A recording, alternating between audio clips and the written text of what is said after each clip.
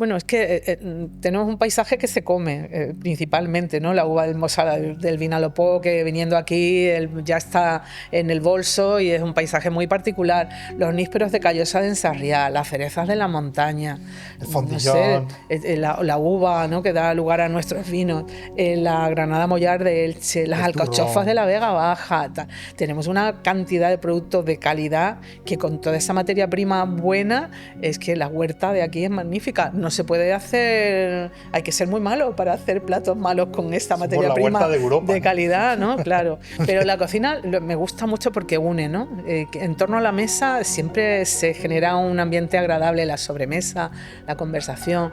Y cuando a una persona mayor le preguntas por una receta, he llegado a preguntar en Tárvena a una señora como en un supermercado cómo hacía los buñuelos de calabaza y me ha dicho, acompáñame y voy a hacerlos en casa, y me ha preparado los buñuelos de calabaza en su casa, en directo, lo hemos comido allí, o sea, une mucho la gastronomía, une mucho. Y es un patrimonio verdaderamente que hay que defender y preservar, porque si no caerá en el olvido. Se ha trasladado, transmitido de generación en generación de forma verbal, de boca a boca, ¿no? Y bueno, pues debemos, por nuestra salud, Sí, somos sí, lo sí. que comemos, Sí. debemos preservar nuestra forma de comer mediterránea, que nos hace tan longevos, ¿no? La dieta. Yo creo que, fíjate, siempre digo como ejemplo que a mí me enseñaron a hacer en el colegio un logaritmo neperiano y yo no lo he vuelto a utilizar en mi vida, pero no me enseñaron a alimentarme, ¿no? No me enseñaron cómo cocinar y cómo alimentarme, y eso ha influye más cuando vas cumpliendo años, sabes que la forma de alimentarte influye directamente en tu salud, ¿no? Y lo notas.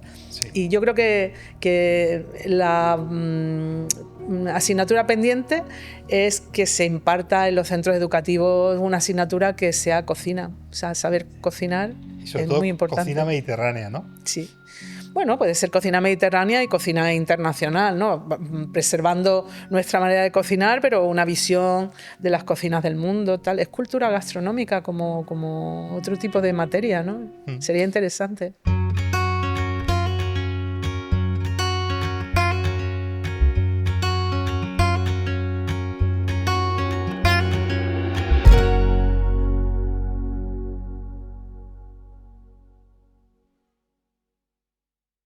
Periodista e investigadora gastronómica gaditana, afincada en Alicante. Lleva 3 décadas documentando la cocina tradicional valenciana.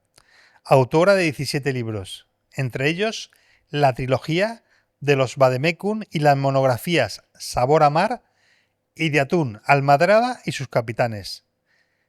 Ha realizado cientos de entrevistas a cocineras rurales. Ha desarrollado un trabajo de campo en mercados, lonjas y colaborando con biólogos y agrónomos para integrar ciencia y tradición. Sus 1.800 recetas recuperadas son bibliografía obligatoria en escuelas de hostelería. El Vademecum de Cocina Alicantina 2022 fue clave para que Arròs amb Costra obtuviera protección como patrimonio inmaterial en 2023. Ha sido premiada por la Academia de Gastronomía Valenciana en 2018 y por Gastrocinema en 2024. Citada por chef estrellas Michelin como fuente de inspiración.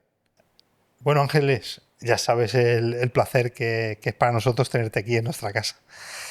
Yo estoy recordando ahora de cómo nos conocimos, ¿no? De una forma bastante curiosa, porque ¿te acuerdas de Jordi? Me acuerdo. De Jordi. Que Jordi, cuando yo empecé a estar de presidente del gremio, Jordi, que había estudiado yo con él en los maristas cuando tenía 11 años,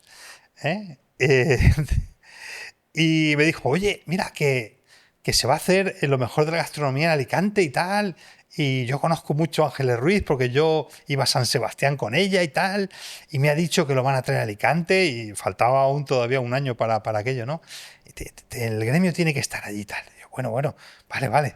tenemos que estar allí y tal. Y bueno, empezamos a hablar contigo, con Rafael García Santos, y bueno, empezamos ahí a colaborar. Y en la primera edición que se hizo en Alicante, pues ya estaba allí el gremio.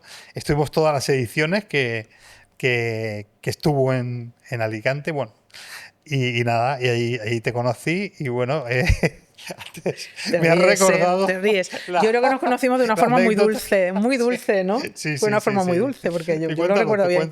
Yo lo recuerdo bien. Yo recuerdo que montasteis un stand muy bonito, ¿no? El gremio de pasteleros artesanos de Alicante, y tú estabas por allí. Yo era el día anterior a la apertura del congreso, que había un lío de mil demonios montado en todos los stands, todo lo que falla, todo lo que antes de la apertura del pistoletazo de salida, son momentos duros, ¿no? Y entonces yo recuerdo que estabas montando una fondue que tú no venías muy bien, no te encontrabas muy bien aquel día, venías que habías estado pachucho, te habían operado. Estabas montando una fondue y de pronto yo pasaba por allí y la primera fuente de fondue, el primer plato, empezó a dar vueltas y vueltas y vueltas, lleno de chocolate, y esparció chocolate por todos los stands, por todos los espacios, y yo acabé de cabello a pies. O sea, recuerdo que llevaba un traje clarito de pies a cabeza. O sea que si en esas circunstancias nos hicimos amigos, ya eso es a prueba de bomba, ¿no? Creo yo. Sí. Qué buenos recuerdos.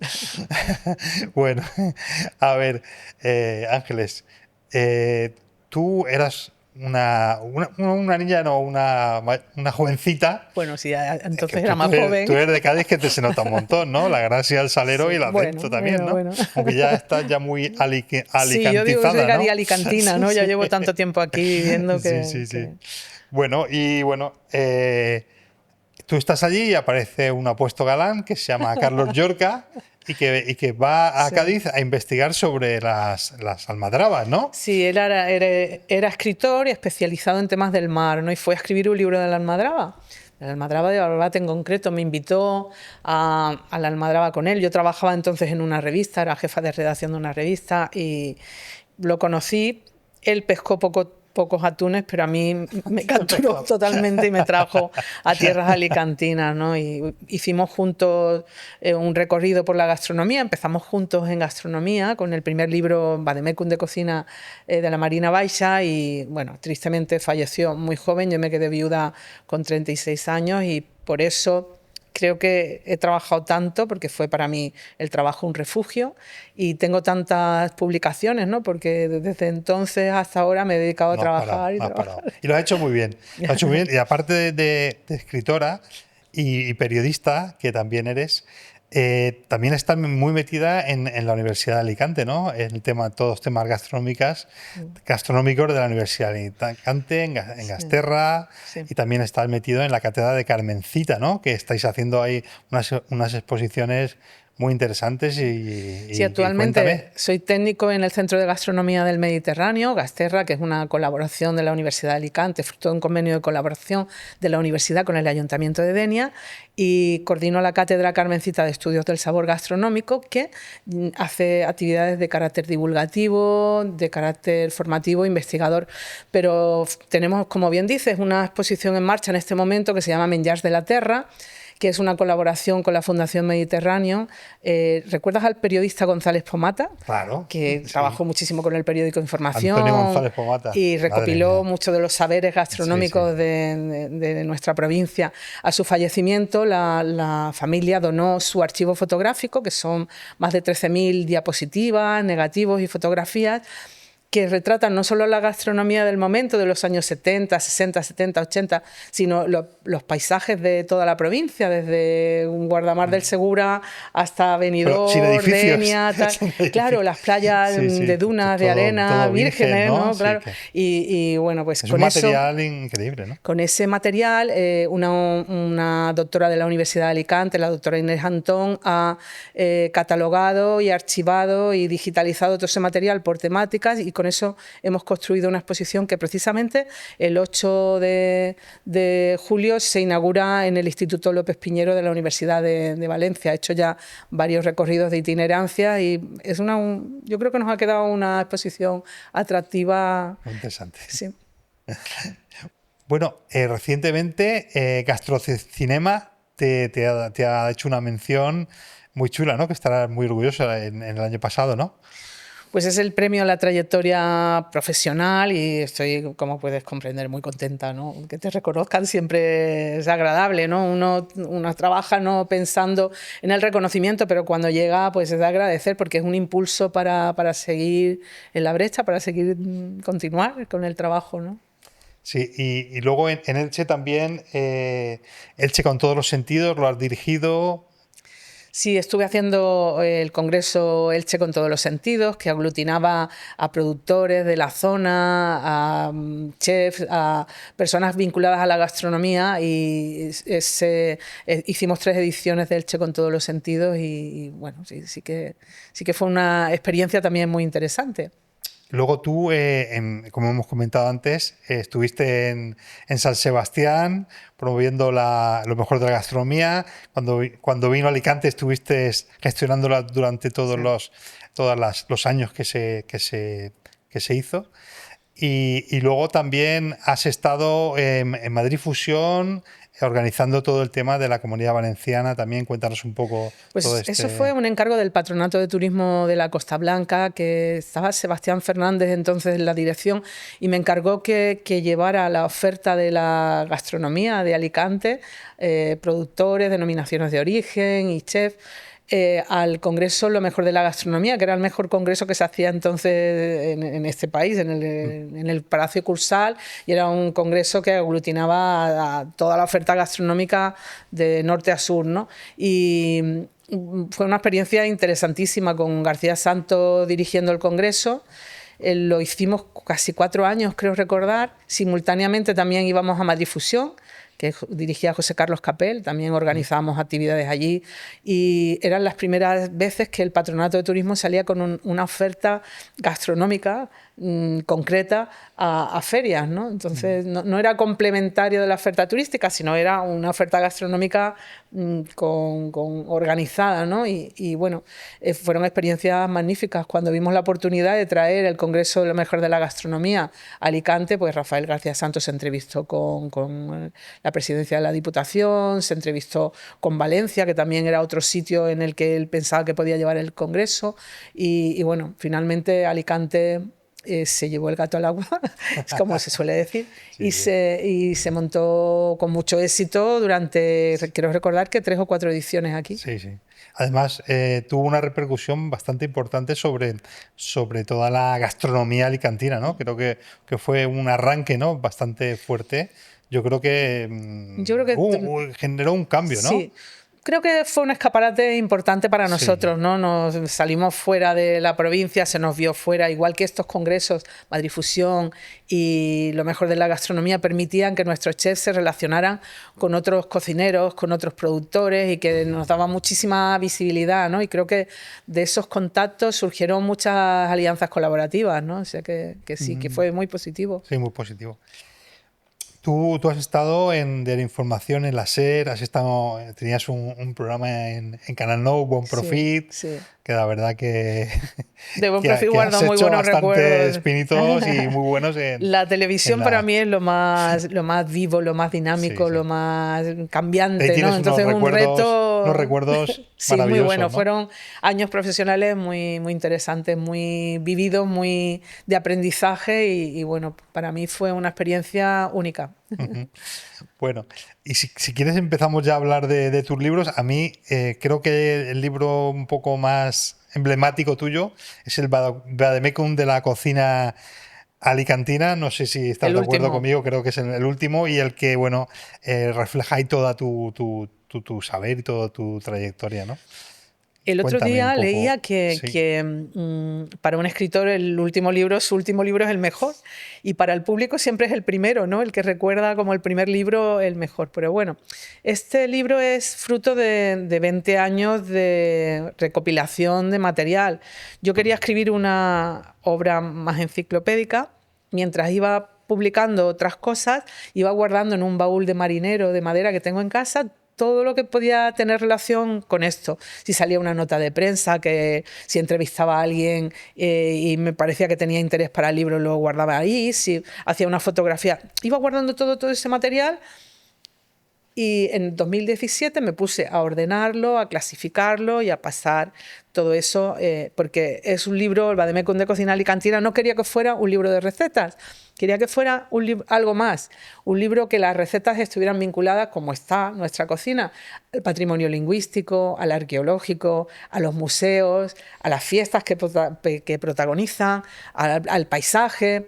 Y bueno, es un compendio de la cocina alicantina, de los sabores de la cocina alicantina y los saberes de la cocina alicantina. Cocina de mar, cocina de montaña, de huerta. Montaña, cocina de fiesta, ¿no? Sí. Háblanos un poco de todo esto. Bueno, es que tenemos un paisaje que se come principalmente, ¿no? La uva del Mosala del Vinalopó, que viniendo aquí ya está en el bolso y es un paisaje muy particular. Los nísperos de Callosa de Ensarriá, las cerezas de la montaña, el fondillón, no sé, la uva, ¿no? Que da lugar a nuestros vinos, la Granada Mollar de Elche, las alcachofas de la Vega Baja.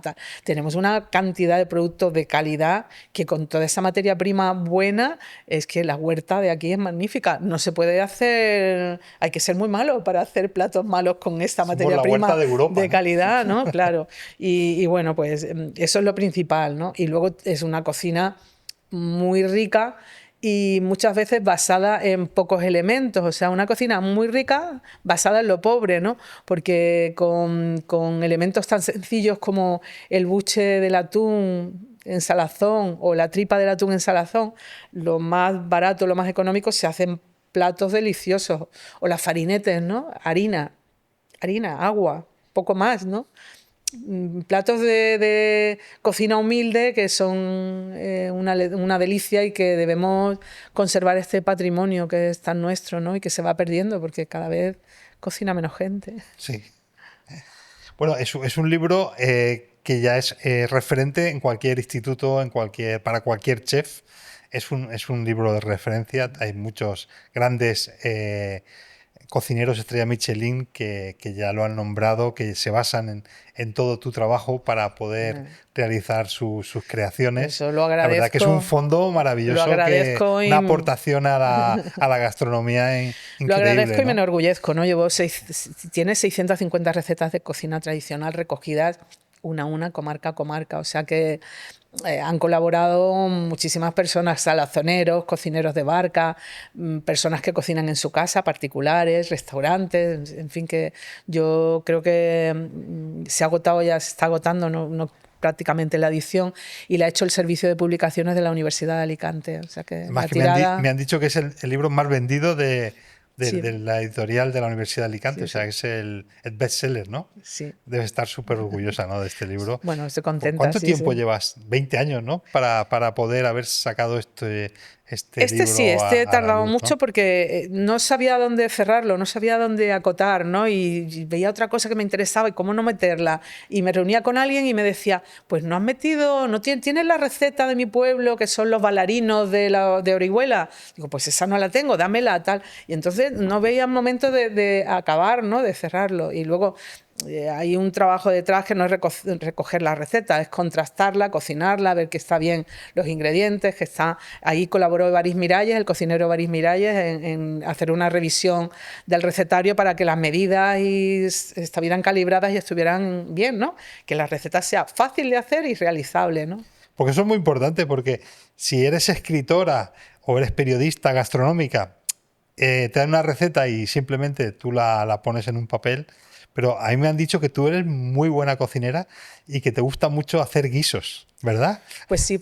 Eso te lo ha ¿no? debido chivar algún amigo, alguna amiga que ha pasado por mi casa, porque me gusta reunir a los amigos y hacer cocina tradicional, me encanta. Un puchero de pulpo, olleta, puchero con pelotas, la cocina de los guisos de cuchara me encanta. Y ahora estoy haciendo los pinitos en la cocina asiática, cocina así, innovando un poco. Bueno, porque debe haber sido maravilloso el haberte reunido con tanta gente, mucha gente humilde de pueblos, ¿no? A veces de pueblos pequeños, ¿no? Y que te han abierto su cocina, te han abierto su casa, has entrado con ellos a cocinar, te lo han explicado, tú ahí has hecho tus fotos, has grabado no sé, igual tendrás cintas de cassette, ¿no? Tengo mucho material, donde... sí.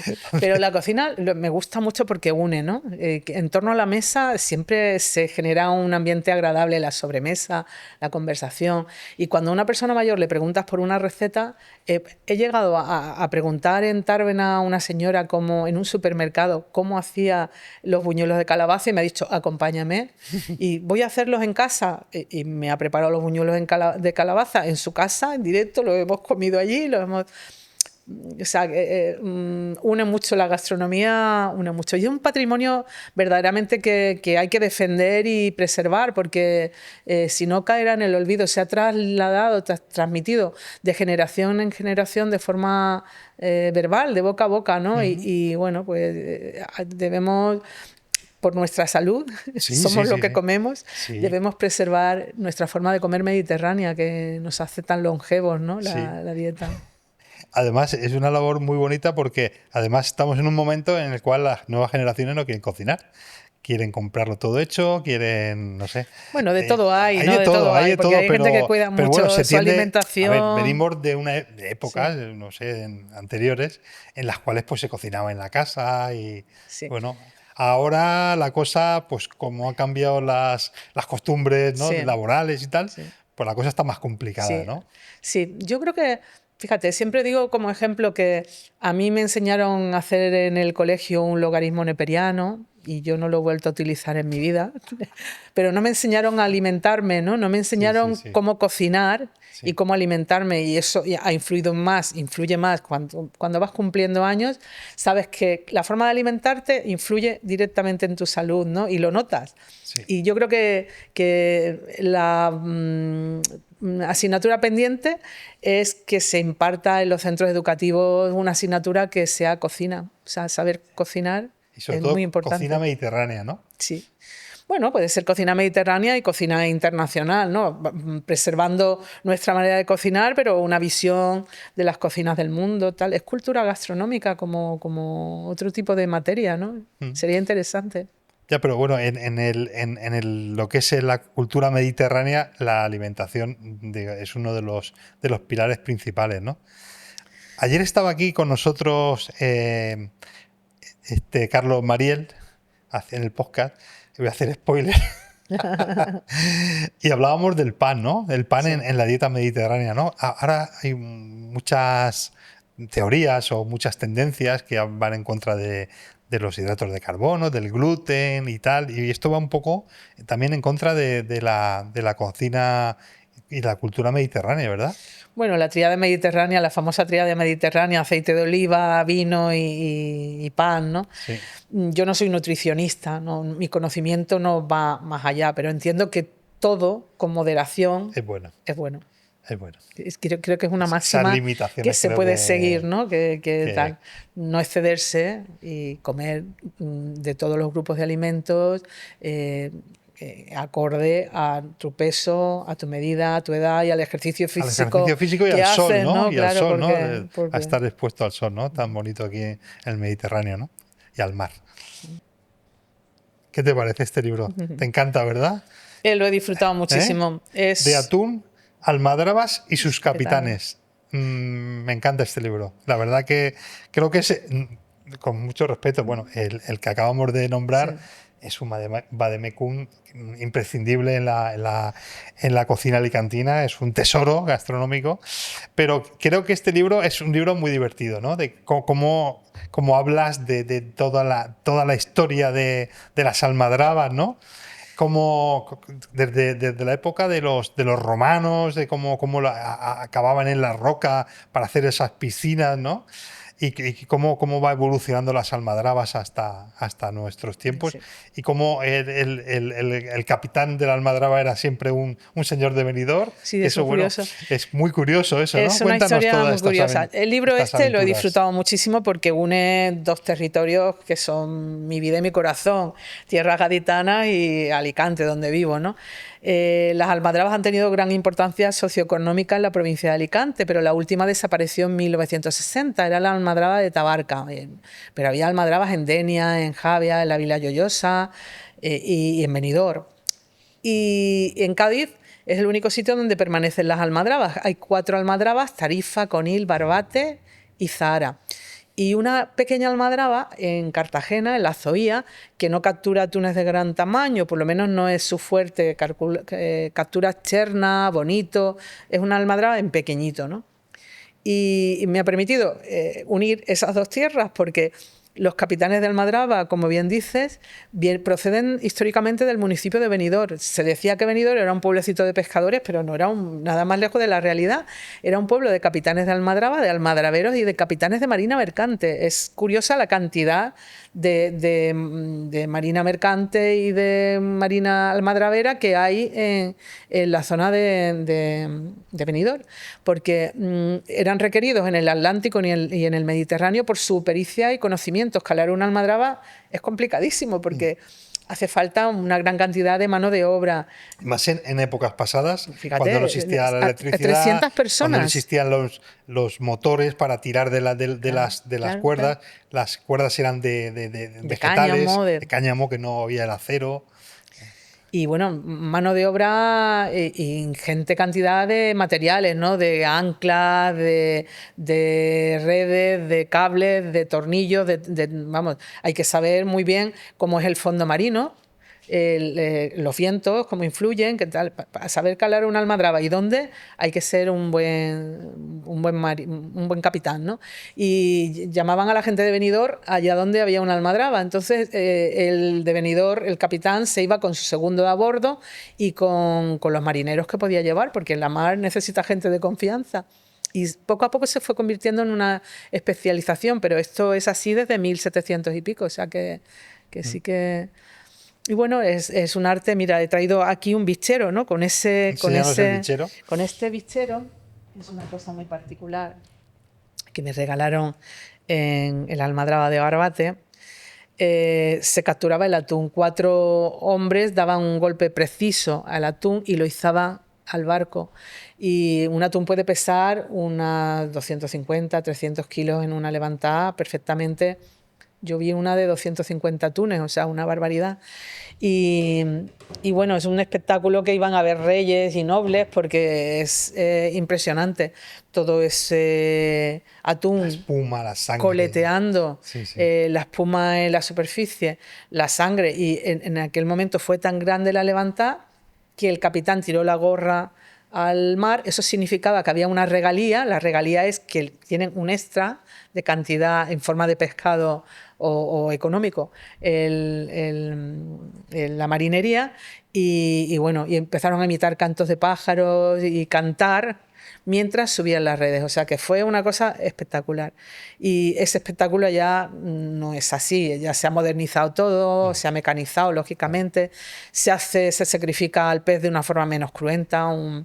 Un buzo baja a la boca de la almadraba con un fusil submarino, una lupara, y da un golpe preciso de lupara al animal para que no sufra y no se pierda, en fin, totalmente diferente.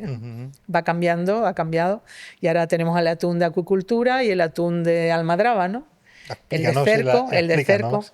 El atún de cerco es el que se captura por arte de cerco y se traslada a pocos nudos de navegación para que el atún no se estrese, a grandes piscinas como las que están en la Mella de Mar, que lleva la empresa Balfegó, y se mantienen allí y se sacrifican a pedidos. A medida que el mercado lo va solicitando, se va sacrificando. De hecho, han sabido hacer industria turística también de esta arte de pesca, porque llegan y en unos catamaranes a los turistas los trasladan a las piscinas, con unos tubos y aletas pueden bucear entre atunes, y luego hay una degustación en el barco de pescado, y bueno, es una cosa también, un atractivo turístico muy, muy particular, ¿no? No se puede nadar entre atunes habitualmente, ¿no? No es una cosa que uno pueda hacer.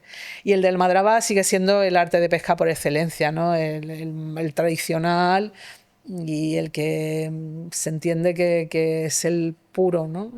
El que practicaron griegos, romanos y cartagineses, ¿no? O sea que, bueno.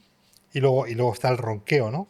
El ronqueo, claro que se llama ronqueo por cuando bueno, antiguamente cuando cortaban el pez iban ronqueando. No, antiguamente y en la y ahora, actualidad, ¿no? también, Se ¿no? Que hace iban igual, ¿no? El parecía ruido, como que el sonido estuvieran que hace el cuchillo al rozar roncando con algo. la espina central del atún Sí, sí, sí, es un sí. ruido que parece un ronquido, ¿no? Y Sí, sí, hay maestros, los japoneses son maestros en este arte del ronqueo, ¿no? sí. Porque despiezan perfectamente el atún para hacer un aprovechamiento integral. El cerdo de El la mar cerdo se del aprovecha mar. absolutamente Sí, sí. todo. De hecho, hasta las partes menos nobles se utilizan en salazón, ¿no? El sangacho de atún, el bull, el budillet. Sí. O sea, y dan origen a platos que aquí tienen mucha importancia, Claro ¿no? que tú eso lo has documentado muchísimo Sí, en tus diferentes libros, ¿no? sí, porque es un Toda tema. la gastronomía alrededor del atún. Sí, sí, sí. Es un Sí. tema que he trabajado más en profundidad. Sí. Bueno, ¿y en qué te has basado? ¿Qué tipo de herramientas has utilizado para hacer este libro?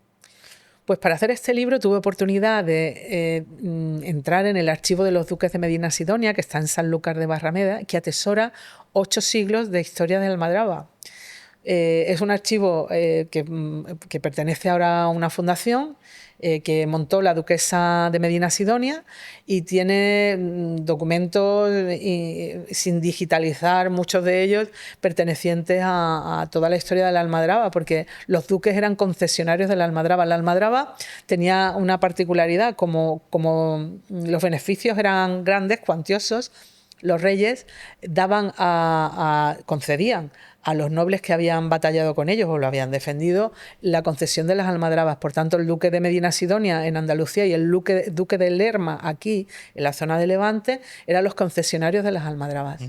Y bueno, entre la oportunidad de estudiar en archivo esta pesca y entrevistar a los descendientes de los capitanes de Almadraba y los capitanes de Almadraba que quedaban vivos, muy pocos ya, uno en Barbate, don Vicente Zaragoza, que estuvo pues casi 40 años al frente de la Almadraba de Barbate, y algún capitán de Almadraba también vivo en Benidorm, y todos sus descendientes que me han facilitado diarios de Almadraba de sus familiares, capturas de pesca, redes, trozos de paños de redes, maquetas de Almadraba. Con eso construimos una exposición, hicimos una exposición y construí este libro que bueno, me ha permitido conocer a muchísima gente en este sector, que me ha enriquecido mucho, La verdad es que lo has sido disfrutado muy tú mucho muy libro, ¿no? satisfactorio, sí.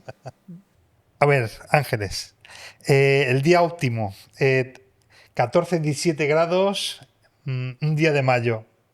¿Qué quiere decir esto en el Bueno, mundo de la almadraba? Dicen los almadraberos que la luna llena, sabes que todo el mundo dice que para los partos, en los hospitales hay más partos, la luna llena, que para sembrar también es un momento óptimo, y los almadraberos dicen que con la luna llena de mayo entran los atunes por la boca de la almadraba. O sea que llevan del Atlántico Norte, pasan por el estrecho de Gibraltar, allí se encuentran con la almadraba, que es una trampa tejida en el mar con redes, boyas, cables y anclas de la que ya no pueden escapar, y si escapan algunos de ellos van al Golfo de Mesina, desoban y vuelven de regreso. Eso es el atún de derecho, el que va, y el que regresa se llama el atún de revés, que también se capturan en la almadraba el atún de revés. Pero ya es un atún que llega, que ha desobado, más escuálido. Me explicaba un capitán de almadraba que es como un calcetín vuelto del revés.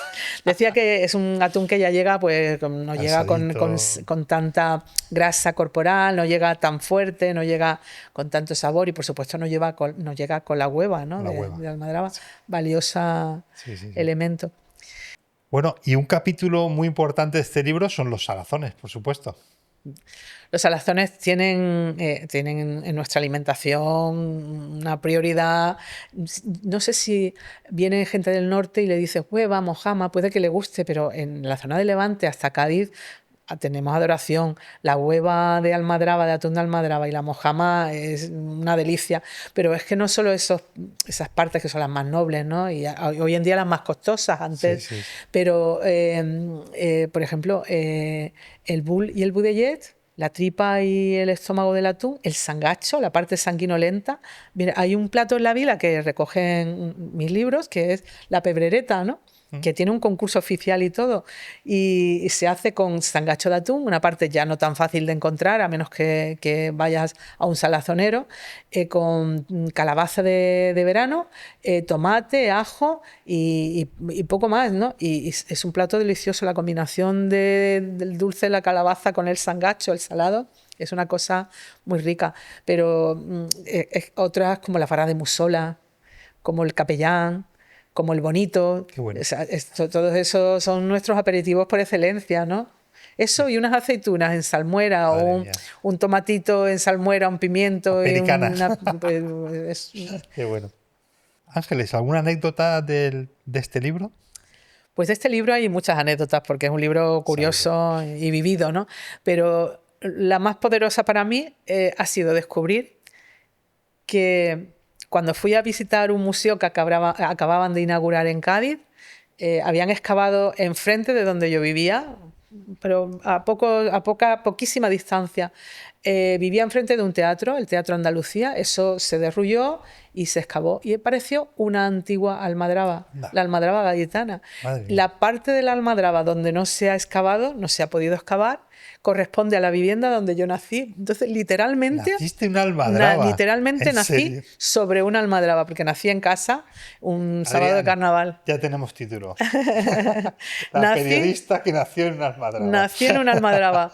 Me capturó un escritor que venía a escribir un libro de almadraba y, sí, o sea que... y mi destino ha estado muy vinculado a la almadraba. ¿Te gustará el atún, supongo? Me encanta, un montón, ¿no? me encanta, A mí también me encanta. Bueno, y aquí tenemos 2 cuadernos de bitácora de gastronomía, que es Sabor a Mar, Níspero y otras frutas en el paralelo 38. Madre mía, este nombre es que me voló la cabeza cuando lo oí, ¿no? Cuéntanos. Pues el título me lo dio un periodista, Juan Díaz, en una tertulia en Benidorm, que me invitaron a tomar un café con ellos, ¿no? Y yo no sabía que Callosa de Ensarriá incide directamente el paralelo 38, que es la línea divisoria de Corea del Norte, de Corea del Sur, ¿no? Y es una población muy curiosa, Callosa, porque Callosa en latín significa tierra seca, yerma, y han sabido construir una industria del níspero, siendo los mayores exportadores a nivel mundial, solo por detrás de China, a base de bancales de piedra seca y laboriosidad, ¿no? Y es un fruto, el níspero, que es muy delicado.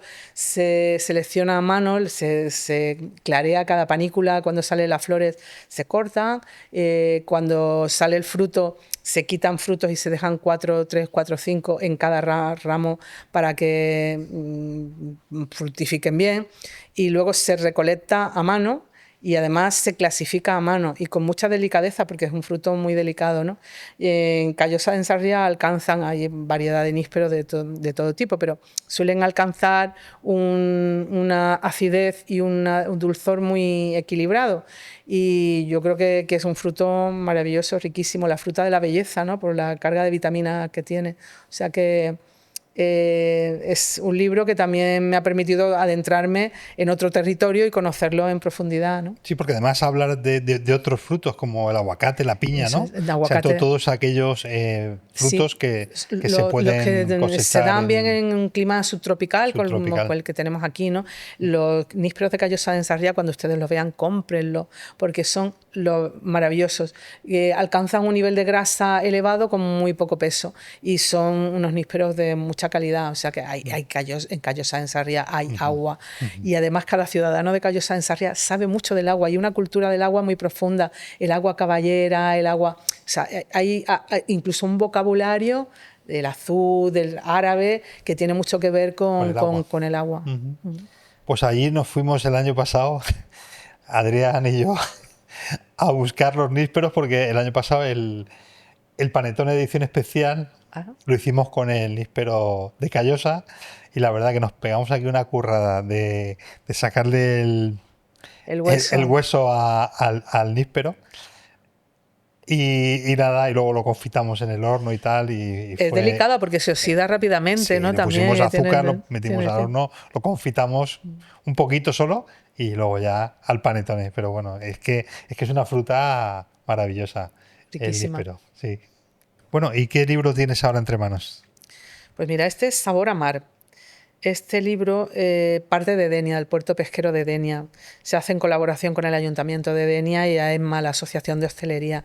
Y nos habíamos fijado que en Denia se trabajaban con pericia pescados que no se veían en los restaurantes habitualmente. Pescados pobres, ¿no? Eso, humildes, pobres, Humildes, ¿no? La negra, el negrito. Cosas que nadie quiere, Cosas ¿no? que no se utilizaban Sí, habitualmente en otros restaurantes, ahí un montón que ya de productos. estábamos de dorada y de lubina y rodaballo, que era todo lo que había. Sí. Y eso no los utilizamos porque no los conocemos tanto, porque no sabemos cómo usarlos a veces, pero bueno, una simple cinta, de un congrio, de de una pota de inferior calidad considerada que el calamar, se obtienen platos deliciosos y bueno, es una gastronomía muy buena la del pescado, por no hablar de la gamba roja de Denia, claro, que es el patrimonio excelso de maravilloso, riquísimo. Y bueno, cuando llegan los barcos a las 5 de la tarde a Denia con esa abundancia de pescado y puedes participar, ver la subasta, es una maravilla. Sí que este libro, la oblada, yo qué sé, el pulpo, el rape, la rata, la araña, el cabut, pescados que... La morralla, otra maravilla de nuestra cocina, ¿no? Sí, con los pescados más humildes se hacen los arroces más ricos, ¿no? Con más sabor, ¿no? Con más potencia de sabor. Pero tú aparte de hablar de lo que es el producto, has hablado también de lo que es todo lo que rodea el producto, hablar de las subastas, hablar de las lonjas, todo esto lo tratas muy bien porque es tan importante como el producto, ¿no? Es que somos unos privilegiados, ¿eh? Sí. Que viajas fuera y el pescado viene en barritas. Sí. Tengo una amiga que recientemente ha cogido americanas en su casa, la llevó el otro día a dar un paseo por el mercado y coincidió conmigo, ¿no? Y estuvimos paseando por allí y estaban horrorizadas con ver las gambas con cabeza y el pescado con cabeza. Le habían hecho una paella y la gamba llevaba cabeza, claro. Nuestra costumbre, estamos habituados a ver pescado y no en barritas y cortado al mismo tamaño, ¿no? Es fresco, lo acaban de coger. Tesoros. Si vas a la lonja, por ejemplo, del Campello, que a mí me maravilla porque es la única que se hace subasta pública y puedes comprar un rancho de pescado directamente allí. Y el señor, no sé si se ha jubilado ya, porque hasta el año pasado creo que estaba, porque hicimos un documental, Alicante, Herencia Mediterránea, se titulaba Paisajes infinitos en el plato, con la Diputación de Alicante, que recorre todas las lonjas de nuestra provincia y los productos, y tuvimos oportunidad de estar en la lonja de Campello.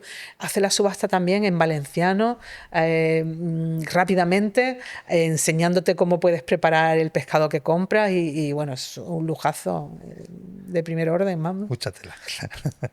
Un mundo de especias. Esto es un libro que venía con el diario Información de Prensa Alicantina.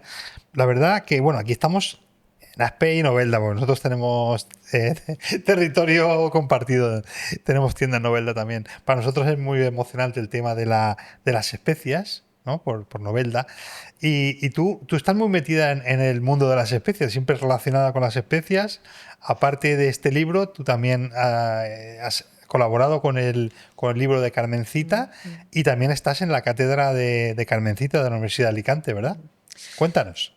Pues este libro, como bien dices, lo editó el periódico Información, era un coleccionable compuesto por otros libros que tenían temáticas diferentes, caza, arroces, tal. Y las especias son muy curiosas porque son pequeñas, como los granos de comino, insignificantes, ¿no? Como la pimienta, ¿no? No tienen un gran valor comercial, ¿no? En la actualidad, pues una cosa que compras y es barata, dura tiempo, tienen caducidad, pero dura mucho tiempo en las despensas. Y sin embargo, han tenido gran poder a la hora de construir nuestra historia, porque han sido moneda de cambio, han provocado guerras. Cuando iban a conquistar territorios a las Américas, iban buscando especias. Era un cargamento de clavo o de nuez moscada, era un patrimonio cuantioso, ¿no? y han sido muy importantes y siguen siendo nuestra alimentación, pero es difícil saber cómo utilizarlas, ¿no? Cómo dosificarlas, en qué momento añadirla al guiso, el azafrán, por ejemplo, cómo se utiliza. Y de esto es experta la empresa Carmencita, claro, Sí, porque claro. es el mayor exportador y exportan a 52 países. Sí, sí. Y con ese libro y el libro de Carmencita, que tuve oportunidad de hacer los textos, ¿no? Que es un libro magnífico diseñado por Manuel Estrada, y la cátedra Carmencita también, como bien decías, de Estudios del Sabor de la Universidad de Alicante, montamos una exposición que dirigió el catedrático Josep Bernabeu y que se basaba en las especias, pero de una forma muy didáctica, intentando darla a conocer a través de los aromas. Tenía plantas naturales, laurel, tomillo, orégano. Nos ayudó el profesor Segundo Ríos, el director del Instituto Botánico de la Universidad de Alicante, de Torretes. Y bueno, la exposición ha hecho 16 itinerancias y ya como se deterioró y teníamos que volver a hacerla y era costoso, pues lo dejamos ahí. Pero nos la han demandado mucho porque era la oportunidad de acercar las especias a todos, ¿no? A saber cómo dosificarla, cómo utilizarla y la historia que tienen, porque no solo es la historia del uso gastronómico, tienen un uso farmacéutico. Las pastas de dientes, por ejemplo, se utilizaba clavo, ¿no? Para el aliento decían que mascar un diente de clavo te mejoraba el aliento. Entonces han tenido uso farmacéutico y de belleza, en la industria de la cosmética también. Sí, sí. Ángeles, de tapas por Valencia. Cuéntanos un poco de este libro. Porque aquí estamos hablando del País Aguilar, ¿no? Que ahí cambiamos ya de editorial. Sí, con el país tuve oportunidad de publicar 2 libros, La Comunidad Valenciana y este de Tapas por Valencia, que es un recorrido por los locales de tapitas de Valencia. Hubo un momento en que Valencia las tapas eran casi las mismas. Calamar, no había mucha variedad y de pronto hubo una explosión de tapas y es el momento en que recogimos este recorrido por la cocina valenciana, porque había tapitas de creación, empezaba la cocina creativa y de autor y abrieron locales muy interesantes y bueno, tuve oportunidad también de conocer a cocineros de la Comunidad Valenciana que no conocía a través del libro y me gustó la experiencia. Lo haces como por rutas, ¿no? Creas como una ruta de tapas. Sí, por zonas, ¿no? Por zonas, ¿no? Sí. Las más del centro al extrarradio y vamos recorriendo y probando esas tapas para ver cuáles se ajustaban más a la calidad y a la originalidad, ¿no? Ajá, qué bueno.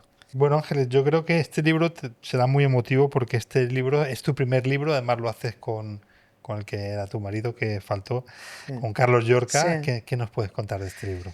Bueno, pues por supuesto, el primero lo pesamos y lo medimos como si fuera un bebé. Y bueno, lo hice con Carlos, era nuestra primera incursión en el mundo de la gastronomía. Él se dedicaba a temas del mar, yo estaba trabajando en prensa y Pau de Diego, que era el director entonces del CDT de Benidorm, Domingo de Besa, que fue el que editó la publicación.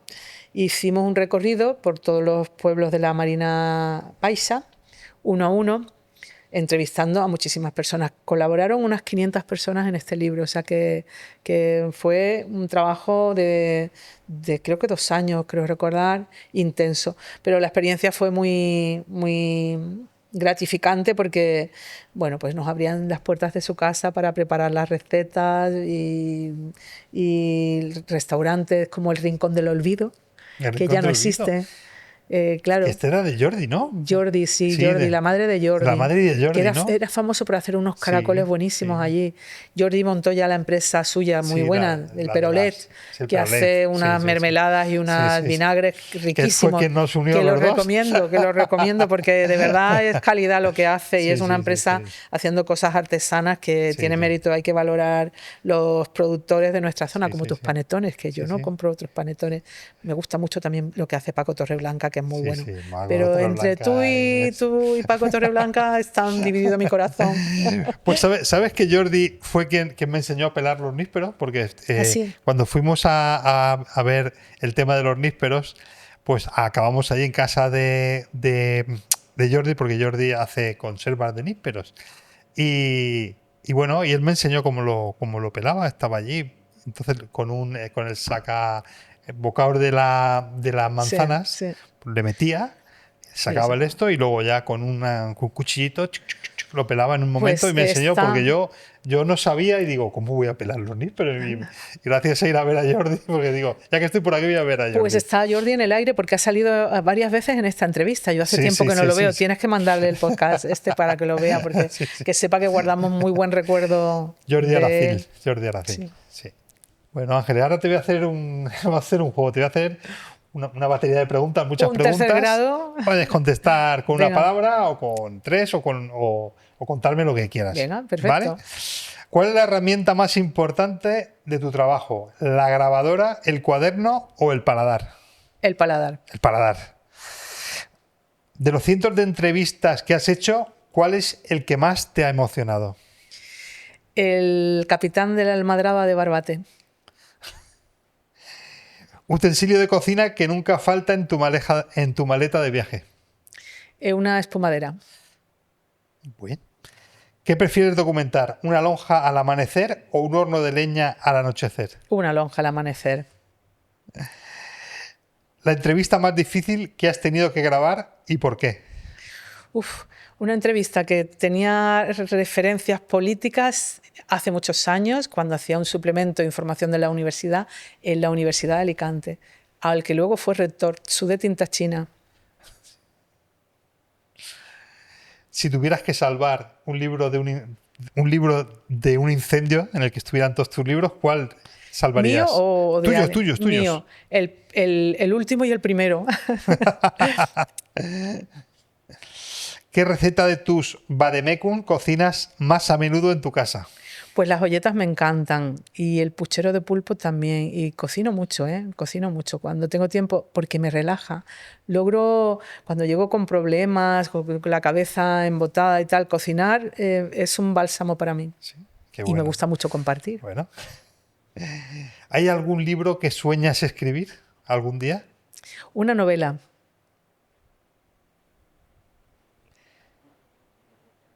Plato estrella del vademecum alicantino. puchero con pelotas. Y arroces, por supuesto, claro.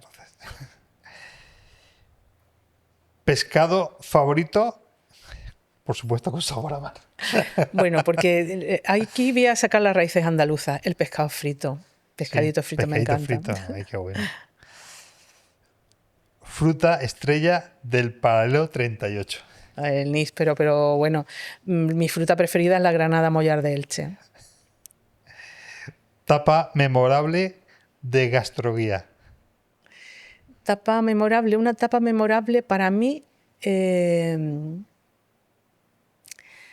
San Sebastián, en un sitio que se llama La Cuchara de San Telmo. Espectacular. El primero que empezó a hacer cocina creativa en miniatura. Un sitio especial que me marcó porque ya luego vi muchos sitios, muchos lugares ya que hacían ese tipo de cocina. Pero bueno, si quieres, uno de Alicante, me gusta mucho lo que hace Dani Frías en Santa Faz. Qué buena gente, Dani. Plato que define, plato que define el bon profit. Un plato, arroces, los arroces. Los arroces aquí son de una sabiduría, porque con nada, con una cebolla, una calabaza, un arroz magnífico con bacalao y espinacas y boquerones, otro arroz magnífico con, no sé, con cada ingrediente. Recoge muchos arroces el libro Bon Profit y todos son magníficos. Bueno, si te hago alguna pregunta un poco, un poco mal, con maldad, no te preocupes, ¿eh? Esencia de la cátedra Carmencita. La esencia, la divulgación. ¿Cuál es el ingrediente más subestimado de la cocina alicantina? Más subestimado. Pues no sabría qué decirte porque valoramos mucho los productos nuestro. No sé qué decirte, un producto subestimado. Pues podría decirte cosas que están desapareciendo, las farinetes, por ejemplo, ¿no? Ese plato va desapareciendo. De todos los productos que has investigado, ¿cuál te ha sorprendido más? ¿Cuál me ha sorprendido más? Hay muchísimos, no sabría qué decirte, pues no sé.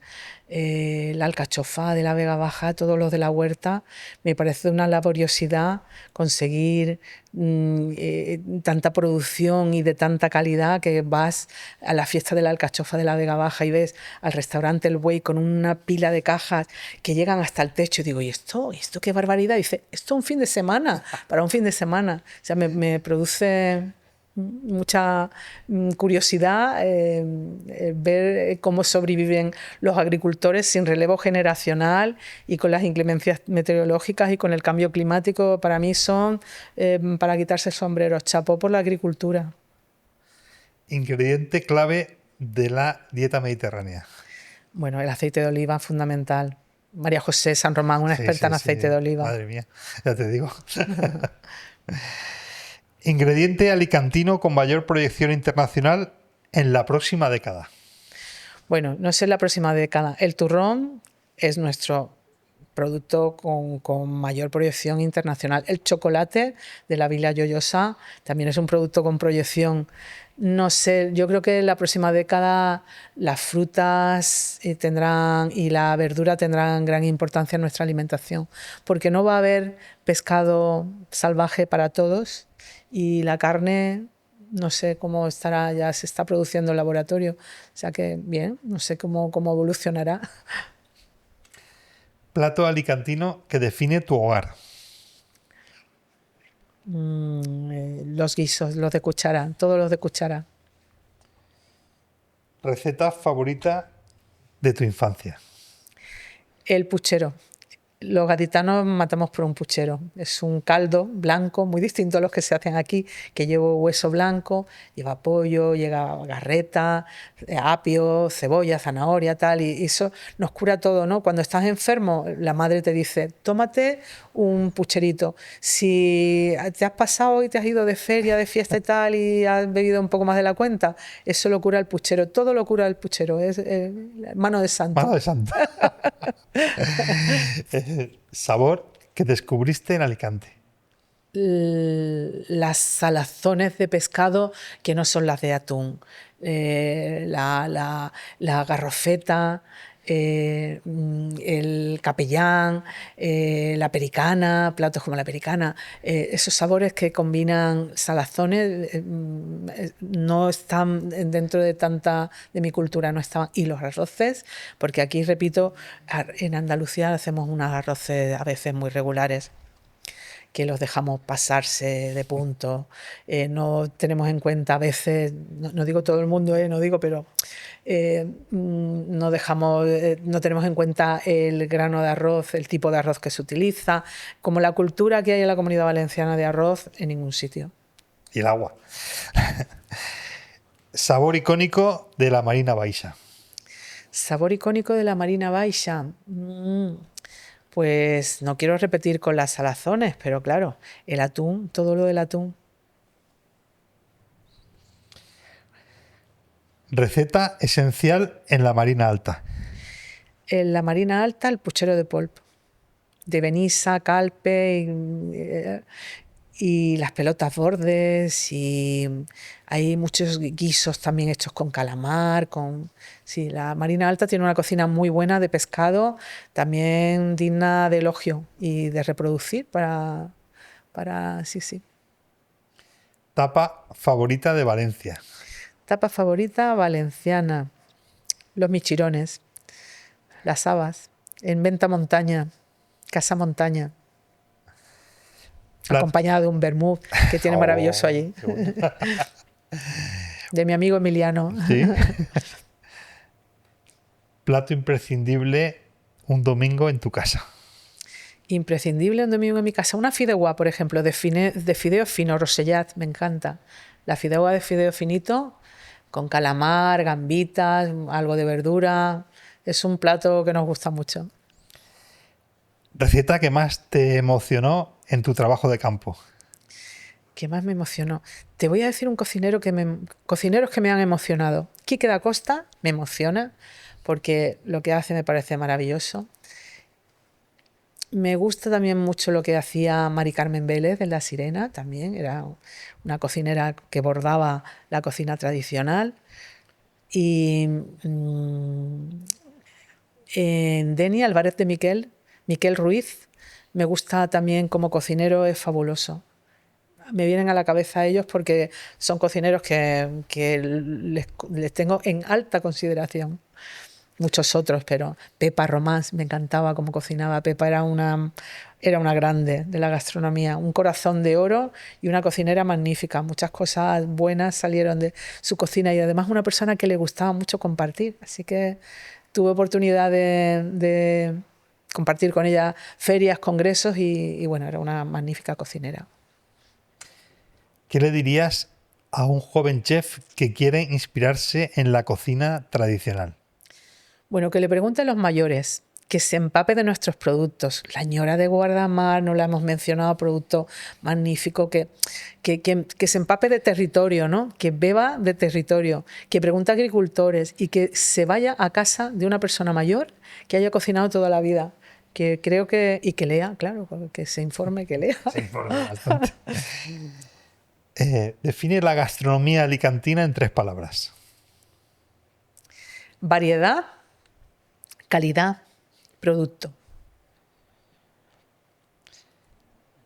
¿Cocina de subsistencia o cocina de fiesta? Hombre, las dos. A diario no se puede hacer cocina de fiesta. La cocina de subsistencia cumple su función. En las fiestas, pues, está permitido un poquito de exceso. También yo soy barroca, me gusta el exceso en momento de fiesta, claro que sí. 3 palabras que definen el sabor mediterráneo. Aceitunas, vino y pan. ¿Dulce o salado? Las dos cosas, en cada momento, una en cada momento. Me pierde el chocolate de la Vila me pierde. Un vino. Un vino, es difícil, pero todo lo de Monastrell me encanta. Y las bodegas de Alicante, no te voy a mencionar una porque dejaría muchas fuera, pero me vienen a la cabeza en este momento muchísimos bodegueros que han hecho una inversión importante por mejorar. Y la denominación de origen Vinos de Alicante, con Eladio mucho tiempo, no en la presidencia, pero como técnico, que ha experimentado un salto importante hacia la calidad. Sabor gaditano que inspira tu cocina. Sabor gaditano que inspira mi cocina de Cádiz. Pues mira, un gazpacho. Si tuvieras que invitar a 3 personajes históricos, ¿a qué 3 personajes invitarías y qué plato les prepararías? Oye, esta pregunta Tiene mala leche. está difícil. Bueno, invitaría a una más reciente, Simone Ortega, con sus 1080 recetas de cocina. Me encantaría conocerla y le haría un arroz, por ejemplo. Tiene en su recetario muchos arroces, le haría un arroz. Luego invitaría a María Moliner, porque es una señora que escribió el mayor diccionario posible, haciendo fichas en su casa, en su cocina, mientras cocinaba y cuidaba a los hijos. Iba escribiendo este diccionario que es referencia.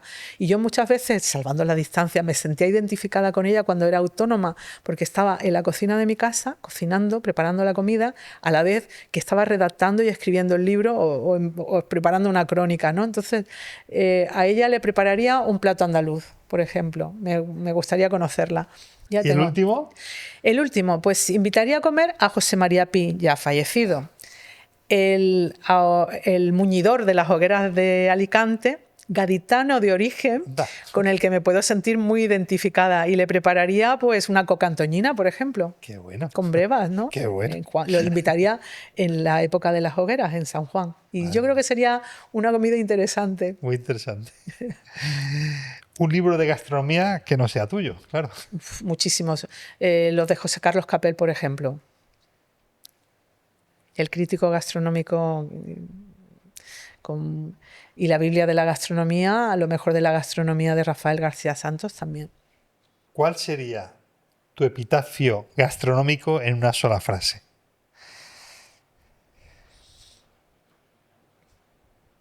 Fui muy disfrutona. Muy bien, muy bien. Me ha encantado. No te voy a decir lo de perdona que no me levanten, ¿no? Que decía aquel Groucho Marx. Ángeles, que sepas que me ha hecho muy feliz que estés hoy aquí con nosotros y creo que la gente lo va a disfrutar un montón porque eres un libro abierto, eres una enciclopedia abierta y nada, disfruta mucho. Y solamente quiero pedirte un abrazo. Hombre, claro, gracias por invitarme.